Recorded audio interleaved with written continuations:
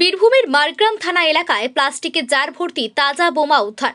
সামনেই রাজ্যে ২৬-এর বিধানসভা নির্বাচন, আর নির্বাচনকে কেন্দ্র করে বিভিন্ন রাজনৈতিক দলের নেতা নেতৃত্বরা সভা করে জনসংযোগ করতে চাইছেন। ঠিক তখনই জেলার বিভিন্ন প্রান্তে বোমা উদ্ধারকে কেন্দ্র করে উত্তেজনা ছড়াচ্ছে।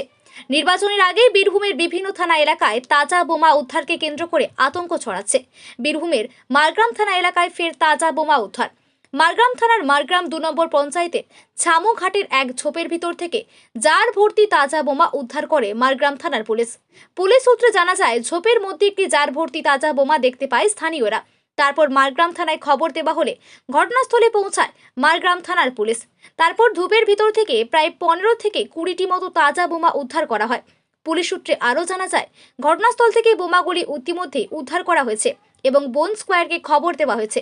বোম স্কোয়াড এসে বোমগুলো নিষ্ক্রিয় করবে বলে জানায় পুলিশ। তবে কে বা কারা এই বিপুল পরিমাণ বোমাগুলি মজুত রেখেছিল তার পুরো বিষয়টি তদন্ত শুরু করেছে মারগ্রাম থানার পুলিশ।